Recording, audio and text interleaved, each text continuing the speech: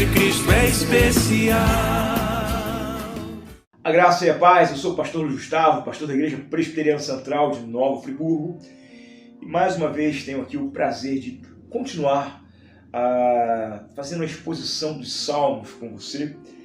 Chegamos hoje ao Salmo 102, é o Salmo que eu quero compartilhar com vocês hoje. Um Salmo que me encontra, que te encontra, que faz um paralelo do sentimento, da esperança, da aflição, enfim, todo esse conjunto de sentimentos que o salmista coloca diante do Senhor aqui, e ele se aproxima muito de mim e de você. Às vezes é mais fácil a gente se aproximar dos personagens bíblicos que sofrem do que nos aproximarmos dos personagens bíblicos que triunfam, que vencem em determinados momentos da sua vida. Por quê? Porque talvez você esteja vivendo ainda um momento de aflição, de dor, de incertezas, de estar perdendo de repente a esperança. Então não adianta você somente olhar para os vitoriosos, mas é muito didático e pedagógico olhar para os que sofrem. E a Bíblia tem tantos os que sofrem como os que vencem, que triunfam, né? E a promessa de que em Cristo Jesus todos um dia triunfaremos também, venceremos com Ele. Romanos nos diz que em Cristo nós somos mais do que vencedores. Mas o Salmo 102 é um salmo que eu quero compartilhar. Vou ler até o verso 12, desse salmo, né? Ele já consegue trazer a ideia geral do salmista aqui. E o salmo diz assim, a partir do verso 1. Ouve, Senhor, a minha súplica, e cheguem a ti os meus clamores. Não me ocultes o rosto no dia da minha angústia. Inclina-me os ouvidos no dia que eu clamar. Dá-te pressa em acudir-me. Porque os meus dias como fumaça se desvanecem, e os meus ossos ardem como em fornalha. Ferido como a erva, secou-se o meu coração. Até me esqueço de comer o pão. Os meus ossos já se apegam à pele por causa do meu dolorido gemer. Sou como o pelicano no deserto, como a coruja nas ruínas. Não durmo e sou como o passarinho solitário nos telhados. Os meus inimigos me insultam a toda hora. Furiosos contra mim, praguejam com o meu próprio nome. Por pão tenho comido cinza e misturado com lágrimas a minha bebida. Por causa da tua indignação e da tua ira, porque me elevaste e depois me abateste, como a sombra que declina, assim os meus dias. E eu me vou secando como a relva. Tu, porém, Senhor, permaneces para sempre. E a memória do teu nome, de geração em geração. Amém? Bom, evidentemente o salmista está num momento de profunda angústia, já com um quadro clínico aqui de depressão. Ele vai trazer aqui algumas percepções que vão dar um diagnóstico clínico de depressão para ele, né? E aí entra uma coisa aqui, porque existem muitos cristãos desinformados, muitos cristãos que não conseguem entender alguma coisa que está clara na Bíblia, que é o fato de que crentes ficam doentes também. Nós sofremos das doenças da emoção também. Essa coisa de que depressão é coisa do diabo, isso já devia ter ficado para trás há muito tempo, com a ignorância de muitos cristãos. Crentes sofrem de depressão, sim. Cristãos sofrem de doenças emocionais, sim. Nós sentimos toda a angústia na nossa alma. O próprio Senhor Jesus Cristo sofreu de uma profunda angústia. Davi diz que sofreu de uma angústia dos infernos, né? Angústias do inferno apoderaram-se de mim e caí em profunda tristeza. Essa é a descrição de Davi. E a primeira coisa que o salmista faz aqui é se colocar diante do Senhor. Ouve, Senhor, a minha súplica, cheguem a ti os meus clamores. Querido, não permita que a tristeza, não permita que a angústia, não permita que a falta de esperança, não permita que o caos da sua emoção tirem do teu olhar e do teu entendimento quem é a solução real para o teu problema. Deus sempre é foi e será a verdadeira resposta, a verdadeira cura para todos os nossos problemas, né? Eu não estou dizendo que você não pode tomar remédio, eu não estou dizendo que você não pode procurar uma terapia, eu não estou dizendo que você não pode procurar uma ajuda profissional. Eu acho que você deve fazer isso sim, né? De maneira nenhuma o cristianismo se coloca diante da ciência, mas a questão aqui na nossa fé, na elaboração da nossa fé, na manutenção da nossa fé, é entender quem vem em primeiro lugar. Deus vem em primeiro lugar. Ele sempre é a fonte de todos os recursos. Todos os recursos procedem dele, provêm dele e chegam até a sua vida através dele, né? Então é o que o salmista faz. A partir do verso 3 ele começa a trazer aqui algumas descrições do seu sentimento e da sua realidade, que talvez façam muito sentido para você, né? Porque os meus dias, como fumaça, se desvanecem. Eu acho que essa é uma questão preponderante para mim e para você. Eu passei dos 40 e vejo que os meus dias estão se desvanecendo realmente como a fumaça.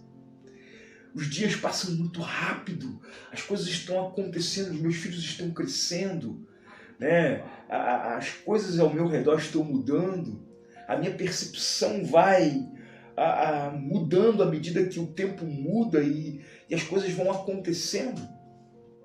Isso é assim para mim e para você. Talvez você que já esteja numa idade mais avançada, talvez você olhe para o teu passado e diga: parece que foi ontem que eu vi isso. Parece que foi ontem que eu estava na escola, parece que foi ontem que eu casei, parece que foi ontem que eu comecei a trabalhar. E já se passaram tantos anos e parece que algumas coisas não mudam na nossa vida. Muitas coisas mudam, mas algumas parecem permanecer do mesmo jeito. Principalmente aquelas coisas que nós gostaríamos muito que mudassem. Elas parecem insistir em permanecer do mesmo jeito. E isso traz uma profunda angústia. Os meus ossos ardem como em uma fornalha.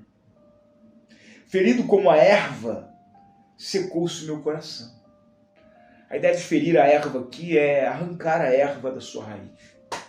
Colocá-la sobre uma mesa. E ali colocado não há outra esperança, não há outra coisa que se esperasse não secar. Uma vez cortada da sua raiz, uma vez tirada do seu lugar, a erva seca, ela vai secar. Os meus ossos já se apegaram à pele por causa do meu dolorido gemer. Sou como um pelicano no deserto, como uma coruja na ruína. O pelicano precisa estar no mar.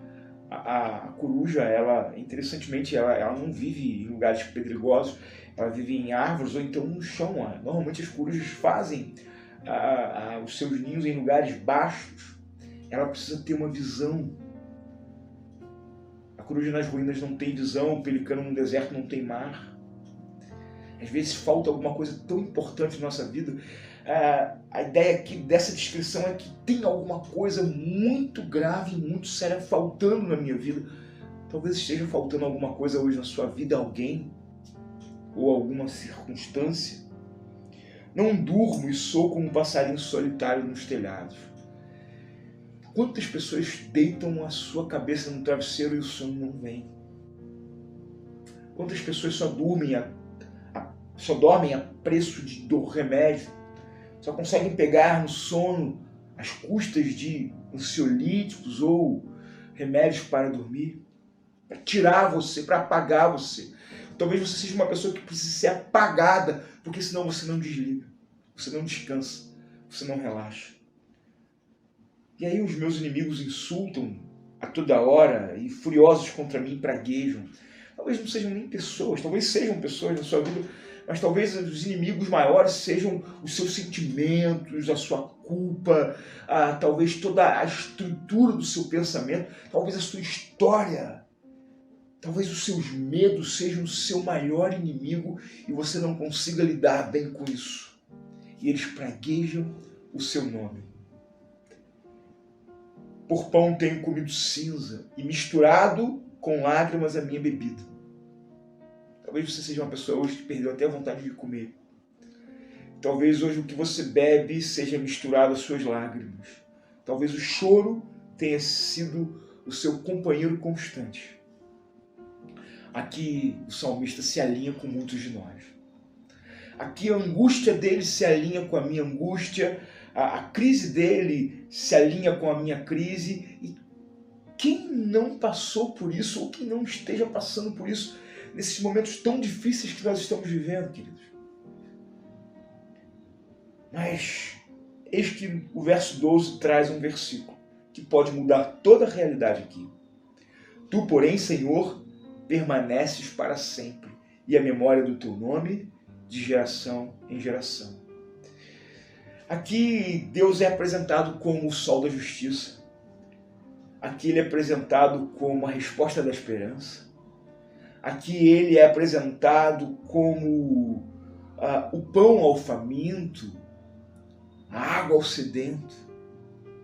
É apresentado como o mar para o pelicano, como a presa para a coruja. Aqui ele é apresentado como a companhia para o passarinho solitário. Aqui ele é apresentado como analgésico para o corpo que sente a dor. Ele é apresentado como alívio à alma que geme. Encontrar isso no Senhor não é simples. É um grande desafio. Encontrar isso no Senhor consiste em lutar contra a sua própria natureza, lutar contra as suas próprias convicções, deixar de esperar aquilo que você gostaria de esperar e esperar necessariamente aquilo que talvez você não espere. Quando Paulo escreve aos Coríntios, lá no capítulo 1, no capítulo 2, ele vai dizer algo incrível. Ele vai estar falando para uma igreja que tem muitos problemas, que tem muitas situações de enfrentamento para serem enfrentadas, muitos desacordos, muitos desalinhos. Ele vai dizer uma coisa que me chama muito a atenção. O apóstolo Paulo vai dizer uma coisa que talvez não encoraje numa primeira leitura, mas quando você entende o propósito de Deus para a tua vida, quando você entende o propósito de Deus para a sua caminhada, talvez você consiga entender melhor. E ele está falando lá no capítulo 2 sobre o caráter da sua pregação, e mais precisamente no verso 6 ele começa a falar que nem sempre a pregação consiste em te fazer entender a coisa, mas a obra do Espírito Santo consiste em trazer até você uma sabedoria que não está nos livros, nem nos mestres e nem nas coisas que estão postas nesse mundo, mas uma sabedoria que nenhum dos poderosos conheceu, porque se tivessem conhecido jamais teriam crucificado a Jesus. E aí ele cita Isaías lá no capítulo 64, quando Isaías diz assim: nem olhos viram, nem ouvidos ouviram, e nem jamais penetrou no coração humano o que Deus tem preparado para aqueles que o amam. E aí, no meio daquela tensão, daquela descrição do Salmo 102, que é uma descrição de profunda angústia, de desesperança, de alguém que não vê perspectiva na sua história, eis que a palavra do Senhor diz: olha, mas o que Deus tem para você realmente não tem na história. É algo singular, é algo inédito. Nem olhos viram, nem ouvidos ouviram, nem jamais penetrou no coração do homem o que Deus vai fazer na minha e na sua vida. E aí, quando Deus aparece lá, tu, porém, Senhor, permanece para sempre. É aquele que vai garantir o depósito da minha esperança até o último dia. É aquele que vai garantir a minha história, a minha caminhada para sempre. É Ele quem vai fazer com que tudo coopere. Ele é a minha esperança. Mais interessante que o apóstolo Paulo, citando Isaías aqui em 1 Coríntios, capítulo 2, verso 9, ele diz: Deus prepara tudo isso para aqueles que o amam. Então, querido, a minha mensagem hoje, a resposta para aquele salmista sofrido, angustiado, deprimido, a resposta para o meu coração que posso estar vivendo num momento difícil, A resposta para você que está aí em casa agora, talvez vivendo exatamente um luto, uma dor, uma tristeza profunda na sua alma. A resposta que te conecta à esperança que virá e que te surpreenderá a alma, o coração e a história. O que te liga, o que te conecta a essa esperança de algo que ainda não aconteceu é o amor. Não um amor primeiro, mas um amor segundo. Deus preparou aquilo para aqueles que o amam. O amor que nós temos por Deus não é um amor original, é um amor de resposta. Porque primeiro Ele nos amou. Então, querido, faça como o salmista. No meio da tua dor, no meio da sua falta de respostas, no meio desse mar de incertezas e de desesperança, olhe para o Senhor. Clame ao Senhor. Veja o amor dele, responda ao amor dele com o teu amor, porque o que ele tem preparado para aqueles que o amam é maravilhoso. Talvez a resposta para toda a tua angústia esteja no amor dele. Não talvez, certamente. Então, que o seu compromisso seja amar o Senhor, acima de todas as coisas. Amarás o Senhor teu Deus de todo o teu coração, de toda a tua alma e de todo o teu entendimento. Querido, descanse no amor do Senhor. Se você não consegue fazer isso com alguém, procure alguém para te ajudar. Procure uma igreja, procure um pastor. A Igreja Presbiteriana Central de Nova Friburgo está aqui à sua disposição. Eu vou pedir para colocar o telefone aqui da nossa igreja. Se você precisar de ajuda, ligue para a gente, fale conosco. Aprenda o caminho de amar o Senhor. Deixa Deus tomar conta da sua história e da sua vida. Que Deus te abençoe, rica e abundantemente. Nos encontraremos no próximo programa aqui, no Graça e Paz. De coração, irmão, quero te declarar a paz que vem de Jesus, que vale muito, muito mais do que ouro ou outro metal, mais do que tudo, a paz de Cristo é especial.